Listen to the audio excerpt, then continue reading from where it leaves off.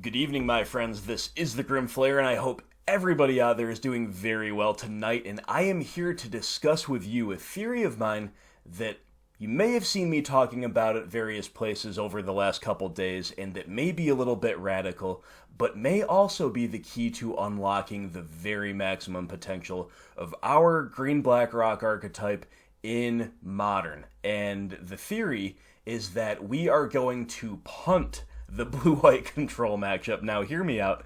It's not strictly punting it. I will explain further, but that's kind of the thesis that we're operating under. We're basically looking to not worry so much about blue-white control and instead improve our matchup against the rest of the field. And I will get into why. So that's the thesis of this video. We're going to talk about the theory behind that. We're going to talk about why that makes sense and what has recently cropped up in terms of success on both sides of the matchup. And then we're going to do a little bit of on-the-fly deck building. We're going to look at my most recent list, and we're going to apply that theory to the list. So we put theory into practice, and you all can let me know whether this logic is sound or whether I have lost my mind. So without further ado, let's talk about why we should be considering a move away from anti-control technology. Alright, my friends, so I know at least some of you out there are a little bit bemused, a little bit worried maybe. Has the Flayer really finally lost it, you know? Because the A students in the audience will know that blue-white control is number 2 in the meta right now. It's everywhere, it's having a lot of success. You know, this data's not perfect, but it looks like by all measures that are available to us, blue-white control is absolutely at the top tables right now. And those who know me know that I do not favor just dedicating like 3-ofs and 4-ofs everywhere in my sideboard, favoring really heavy tech against some matchups, totally ignoring others. I like to be hedged. So why on earth would a pilot like me, would a deck builder like me, be operating under this new theory? Well, blue-white control is a pretty solidly unfavorable matchup. It's not unwinnable or anything, but ultimately they are another fair deck, as much as we might hate to admit it, as much as we might feel a little bit of enmity towards them lately. They're another fair deck. We can't hate them out that easily. And to further elaborate on the theory, you know, why do the same work twice? I've already explained this in text. Lots of great comments in my most recent league, by the way. Check those out if you just want to read some good discussions. Here I am talking to Teddy and also to Dan, two great Patreon supporters, two very intelligent and thoughtful players. And here's what I'm saying. You know, I'll be straight. Right now I'm leaning toward giving blue-white control 0 consideration in my sideboard, and just teching hard against the rest of the field might be an overreaction, right? But with that matchup getting worse and worse, in the extreme linearity of much of the rest of the top tier, something has got to give.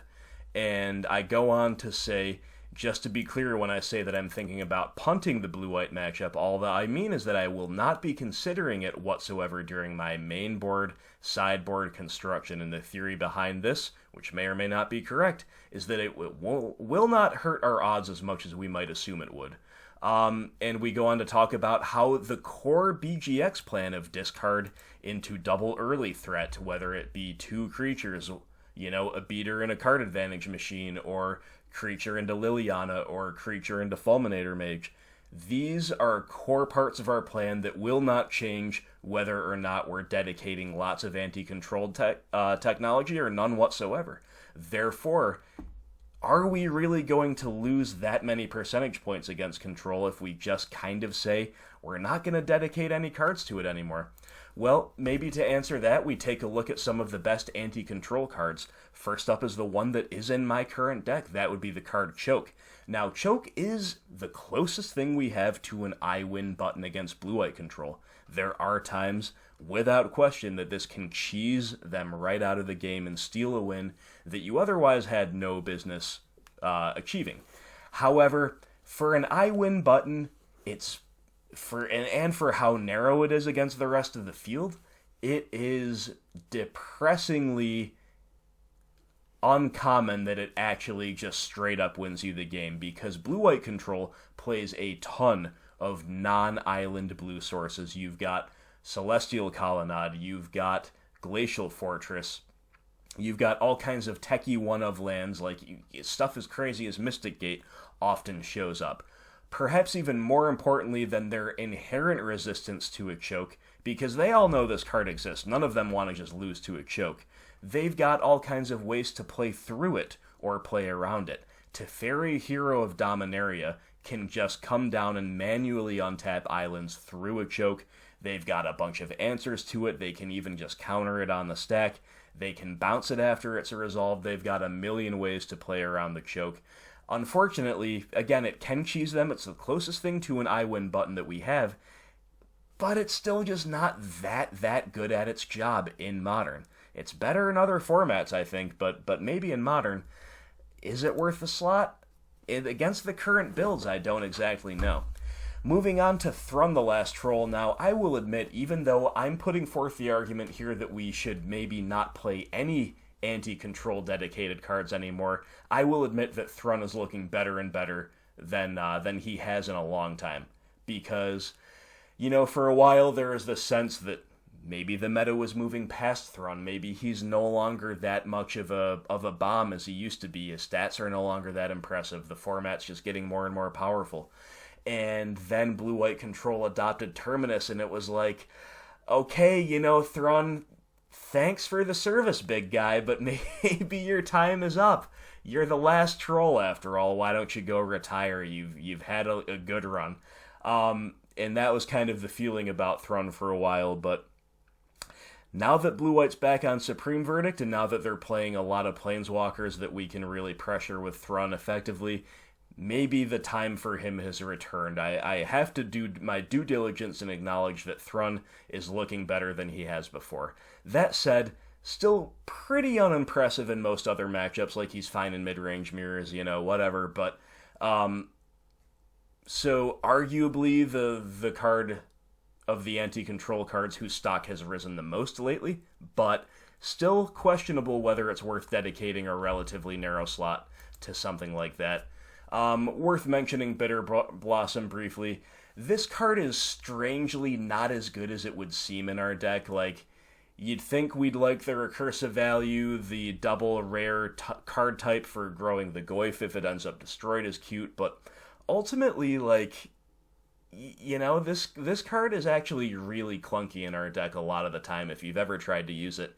And yes, it's good against Blue-White Control, but the format pressures our life total a lot. This has definitely got to be a sideboard card in my view, and I just don't think it does enough against the rest of the format. And finally, we have Nissa Vital Force. Now, I will say, if you own this card in paper, maybe you owe it to yourself to just play it, regardless of what the case I'm putting forth here is, right? Because you want to share this absolutely breathtaking art with the world, let's be honest. But leaving the aesthetic concern aside for a moment, Nissa is the least narrow, in my view, of the four cards that we talked about here. She is an absolute house, very, very dominant in mid-range mirrors, and obviously a fine threat against Tron. It's just a 5/5 haste, basically, and that can be good enough. Other matchups like that, if you need more of a clock, you don't have that much to bring in, you can bring in the Nissa. And, of course, she's great against control, so definitely one that I've loved to play with in the past. Lots and lots of matchups she is reasonable in. So this is the least narrow, but and don't get me wrong, a real game winner against control, but arguably the hardest to stick against control. In fact, that's not even arguable, that's just kind of true. She's a 5-mana sorcery speed play. Very, very difficult to guarantee her resolution against the Blue-White Control deck. So, as you can see, we have some reasonably good options, but compare this suite of cards to, Leyline of the Void and Nile Spellbomb and Grafdigger's Cage and Surgical Extraction against graveyard decks. There is no comparison. We cannot hate the control decks out anywhere near as hard as we can hate, for example, graveyard decks out with the aforementioned cards. So that's the theory. The theory, again, is that maybe we get more equity out of our 75 if we just don't worry about playing these cards at all. let's look at the most recent blue-white 5-0 briefly. Let's look at some of the core technology. Jace the Mind Sculptor is a core card. Narset is now a core card in the archetype. You see a full 4 of here. It's just awesome. Teferi, usually less common, but still a core addition. Serum Visions, Cryptic Command. Notice any commonality between all of these core cards that are not just pure answers. That's right, they all draw cards. They all draw cards. Every single one of them is card advantage, or a cantrip that does other things. Then you look at some of the more spicy technology. You certainly don't see a one of Teferi's Puzzle Box every day. Ditto for Fibblethip and Wall of Omens and Days Undoing and even Remand. A lot of spicy one-ofs here. You notice another commonality. Yes, that's right. It's the same one as in the core. They all draw cards too. So it's just, you just can't get away from the card advantage in this deck. And that's why I am considering just moving away from any anti-control technology whatsoever. Because it's like, alright, we are either going to disrupt them naturally with our natural progression, or we are going to get buried in card advantage at least a majority of the time. Now, could a well-timed Choke or Nissa or Thrun be a difference maker? Yes, of course it could. But again, my thesis is that the impact of these hate cards against a deck like this with a million different answers and just immense amounts of consistency in inevitability. And I mean, you look at the mana base. Here's a blue source that doesn't get choked. Here's a utility land that doesn't get choked. Here is a utility land that doesn't get choked. Here's a blue source that doesn't get choked. And then, admittedly, they do play, 6 basic islands, and a couple hollowed fountains, and then a decent amount of fetch lands. I don't know if this is quite a stock list or not, but you can see that between those blue sources that are not islands, between D-Sphere, Choke is far from a guaranteed lockout piece, even if we get it to resolve, right? So I'm just starting to think, what would our list look like if we had the freedom to just no longer worry about control? While I was wondering that, and while I was wondering about other things I'll touch on in a minute, this list appeared like an oasis in the desert. The I Have the Fire 5-0. Congratulations, by the way, to I Have the Fire. This is the most recent green-black 5-0, and this is kind of synthesizing a lot of the trends that I personally have been discussing on the channel and with friends and elsewhere. And one of them is the lack of anti-control cards in this deck. So what is this deck up to? Well, I'm not here to critique this list in full, so I'm only going to take a brief look at it. I will say that a few things I'm not a huge fan of. Even if we accept that Hex Drinker is a good card in the deck, I think it's clunky in multiples, so 4 seems a little bit loose to me. There's a few other things that I would change as well, without question, but this is a 5-0 list, and we're here to look at the total lack of anti-control cards. Look at the sideboard. Ashiok Dreamrender technically could do a couple things against control, but really, Ashiok is supplementary graveyard hate, and it's hate for the search effects. So, obviously, really, really good against Valakut, great against a lot of other archetypes. That's why Ashiok is in the deck. It's definitely not so you can bring it in against control and, hose their fetches and take away some Snapcaster targets. That's just not why this card would be in a deck.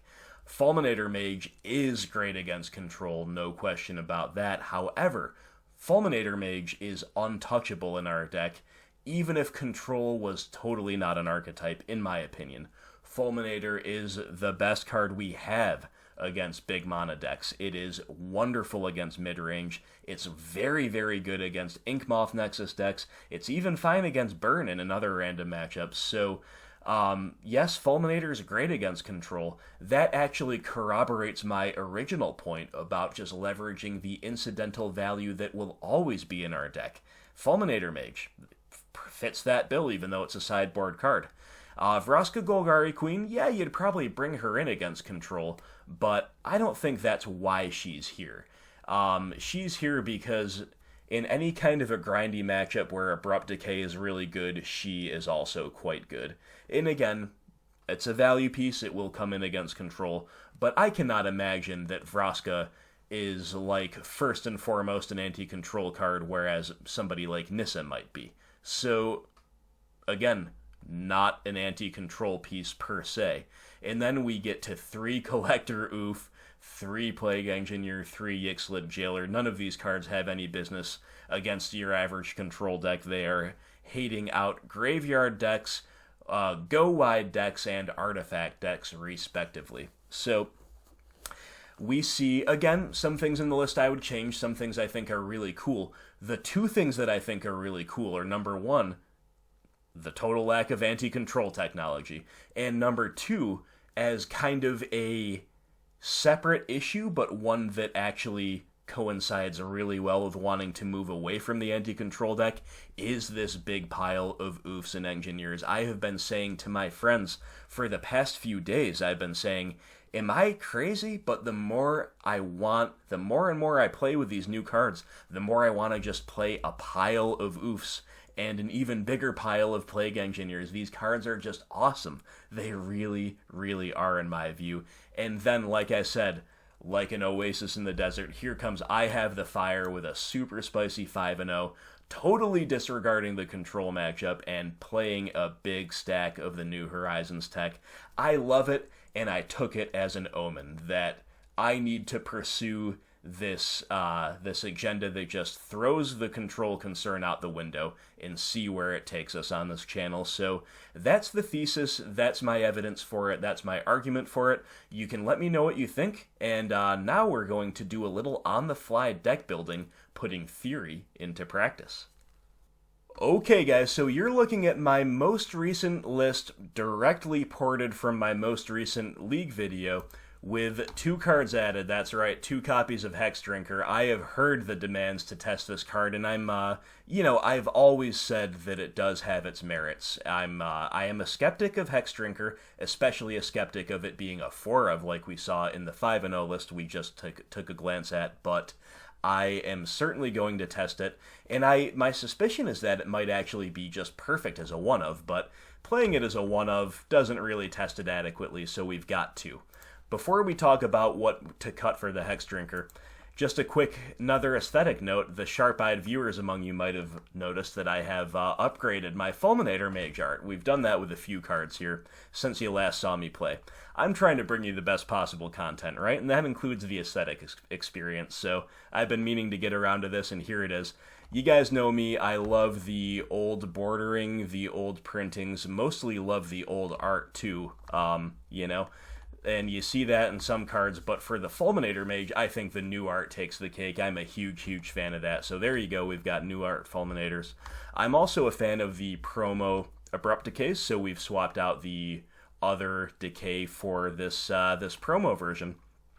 And then most importantly, my friends, I have changed the Dark Confidant art to be actually representative of Bob. Now, many of you, I'm sure, will say this is a strictly correct decision. You are blaspheming if you play any art besides this one.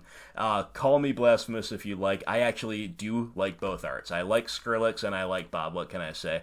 But I have finally acquired the Ravnica Bobs, so there you are. We've got the aesthetic upgrades to the deck, and hopefully we've got the actual functional upgrades as well. So back to those. We're gonna, again, maybe eventually settle on 1 Hex Drinker if we like it, but we're gonna try 2 at least for the purposes of testing. And unfortunately, that means that the spicy 1-of Grimflayer probably has to make way. We're just not going to cut.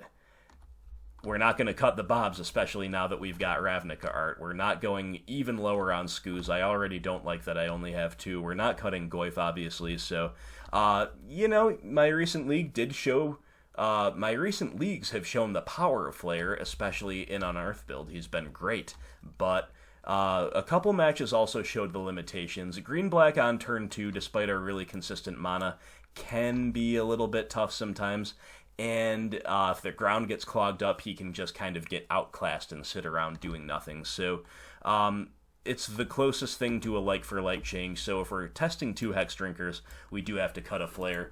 The other cut, we could cut an Unearth and only play with 1. I think that's fine, but this card has overperformed. I'm going to try to stick with 2 for now, and with some other changes, we might want to still try to leave 2 Unearth in as well. So that means we're going to move a Nile Spellbomb to the side and just be a little less equipped in Game 1 against main deck Grave Hate, but that's okay. We still got a lot to do in Game 1 against those decks, and really we want to be aiming for the sideboard games anyway. That's just kind of the general principle against linear decks. So let's begin by doing that, and obviously we have to make a cut, but we're going to make more changes, so we won't worry about that. We are going to go through and put every card that is at least partially in the deck because it's good against blue-white control in its own pile, and then we're going to see if we can totally move away from the control deck technology, what that frees up. So Fulminator Mage is there. Choke is there as well. Duress for sure. Collective Brutality. Liliana the Last Hope. And Nile Spellbomb. Those are all cards that are pretty reasonable against blue-white control, and I don't think really anything else is. So we'll ignore all that stuff for now. And let's take a look at these cards piece by piece. So like I said, Fulminator Mage, this is a card we are simply not going to cut. Yes, it's great against control, but it's in there for a lot of other matchups before that, so that's going to stay. Over in the stay pile you go. Choke is at the opposite end of the spectrum. Choke is literally only in here for control matchups. Yes, it's good against Merfolk, but it's there for control. Duress, Collective Brutality, Liliana the Last Hope, these are all cards that are at least partially appealing because of the double duty they pull against control decks. So we'll have to assess those individually. Nile Spellbomb, again, graveyard decks are so common in the meta, even though part of the appeal to this is that it's fine against control. Really, we just kind of need it, whether or not control exists. So that can stay. Choke can go. And then what about these 3? Well, Liliana the Last Hope is the one that is the least good against specifically blue-white control, and the most good against the rest of the field. She's awesome against X1 decks, awesome against lots of aggro in general, awesome against Shadow, awesome in mid-range mirrors, you name it. I think she is powerful enough that I would be remiss to not play one in my 75. So I'll lean toward her staying. And then we have Duress and Collective Brutality. Now, the deck is still kind of soft to burn. Not inherently the matchup is still good, but just in terms of my specific card selection, I'm not respecting burn enough. So I think the prospect of burn, remember that in the most recent Modern Challenge, the red deck wins archetypes. We had lots of burn, lots of mono-red Phoenix, lots of the mono-red Prowess deck. I think the presence of those means we lean a little bit more toward Brutality over Duress. Obviously, Duress is very good against Tron variants, very good against prison decks. It's not just an anti-control card, but really, the presence of blue-white control has pushed me to having these cards make the cut when they otherwise might not. So what if we cut those, try to leave these 2 in the deck? Where does that leave us? Well, we only have 1 slot, so have we really done all that much? I would say yes, and here is why. So remember, the second part of what I liked about the new deck, the new 5-0 deck, is the big pile of Plague Engineers, and that is exactly what I'm interested in doing, what I have been interested in doing in my own right. So what if we bring in 2, and what if we also say Collector Oof? Collector Oof is something that I want to also play more copies of. Obviously, this puts us over the top with our sideboard tech, so how do we free this up? Well, if we've got cards like Plague Engineer just totally hosing creature decks because they're there in high numbers, then something like Damnation and EE, these cards might lose a little bit of necessity. Obviously, Damnation is really nice in our deck, but look, Plague Engineer in 3 copies, in addition to all of our other kill spells, all of our other forms of disruption and ways to remove creatures, Plague Engineer should really be an asymmetrical hoser. And Damnation is rarely fully asymmetrical. It can be clunky, it can be a painful flip off of Bob, it can get kind of stymied by, like, Selfless Spirit, by Welding Jar, not by Welding Jar, but, Mausoleum Wanderer, cards like this. I can see a full complement of 3 Plague Engineer plus all this other stuff, meaning we can move away from Damnation. Now, can we move away from EE? It plays a little bit of a different role. I really, really like EE.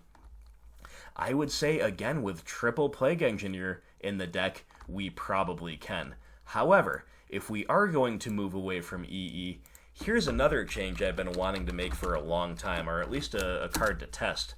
The Land Blast Zone.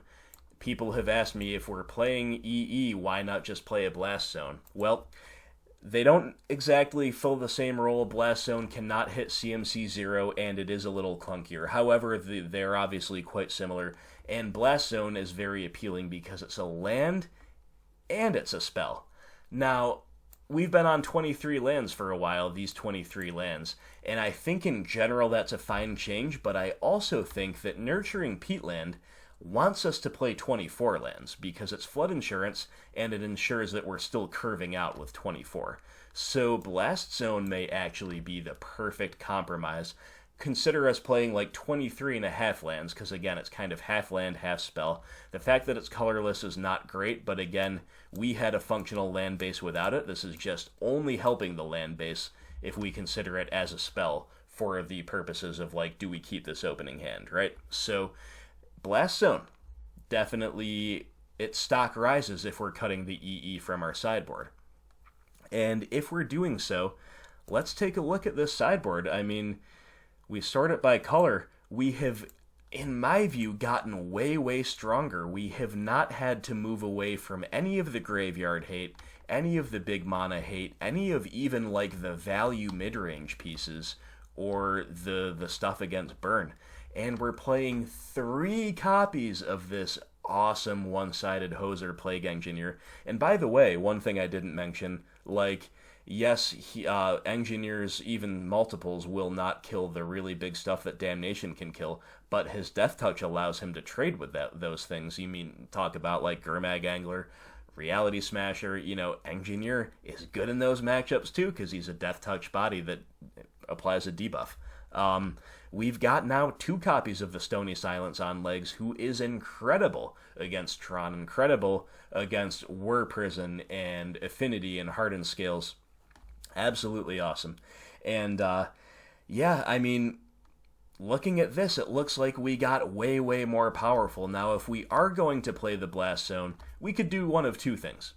We could not play the Blast Zone, and then we are just without kind of an engineered explosive style effect in the 75. Maybe that's fine. Or we could play the Blast Zone and cut a land. Maybe, let's just say, cut a peatland or cut a treetop village or something. Then we're down to 23 and our mana got a little worse. I don't know if I like that, but it might still be viable. Alternatively, we could just play 24 lands. Like I said, that's kind of good with peatland anyway.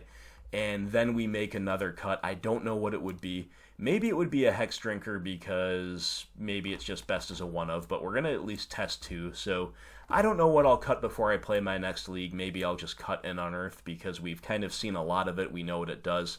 It's hard to say. So let me know what you would do, my friends. I'm always willing to hear your feedback. But if we look at this 61 and we look at this 15, it looks to me like our deck has gotten way, way, way more powerful. Maybe only 2 ways. Way, way more powerful. Let's not oversell it. Way, way more powerful at the small expense of cutting cards against blue-white control that are not even necessarily raising our percentage points by all that much in that matchup. That domino falls, and then suddenly a couple other dominoes fall, and suddenly our list looks like this. One other change I think I would like to make now that I'm glancing at it is maybe just go back to the 3 trophy 1 decay split. I think that's a little more appealing with this list. Again, Abrupt Decay being really good against a lot of the lower curve stuff that plays the permanents to the board, like Ether Vial decks, and now we've got so much more game against them with Triple Plague Engineer that maybe we just go back to the big mana hate, the catch-all ability of Trophy. You know, this takes care of Amulet Titan, Tron lands, Hogak, everything in between, and the little stuff just less efficiently, right? So maybe we go back to the 3 Trophy with this build. Also worth noting that, like I said in the beginning, the thesis is that discard into Dark Confidant into Liliana of the Veil or Fulminator Mage is, like, still a really good way that we can still beat the blue-white decks that way, especially if they take a mulligan. We can really curve out and prey upon them. Hexdrinker may play a vital role in actually raising our percentage points against blue-white control, just like the prospect of a turn 1 play is a big game changer in terms of pressuring their life total and pressuring their early planeswalkers. It definitely feels bad for them to path a Hexdrinker, and once we get to level 3, they can't even do that. So maybe Hexdrinker will help bring our percentage points back up against blue-white, even though we're totally dedicating nothing specific to it. So that's the theory put into, not quite practice, because we're not playing a game with this yet, but into deck building practice at least. Let me know what you think. I think these changes are really strong, and again, it's just that first domino falling. We say we're not worried about blue-white control in our deck building anymore because we don't get enough value out of worrying about it, and then we end up with this. Alright, my friends, so that was my thesis on whether or not we should quote-unquote punt the blue-white control matchup. Now, maybe you have some great arguments against doing so. Maybe you think Thrun and Choke and Nissa are all great and we should just be overloading against that. That's the other path. That's the other fork in the road. Maybe we just go ham against the deck. Who knows? But I am really excited to try out the list that I just showed you. Remember to let me know what you think about, the Blast Zone edition, the 24 versus 23 lands, what you would cut. I'm open to feedback, and let me know what you think about the theory in general. But I'm pretty excited about the prospect of these changes, and I'm pretty excited about the prospect of this thesis as a whole. As always, my friends, thank you so much for watching. Thank you, as always, to everybody supporting me on Patreon. I love you, could not do it without you.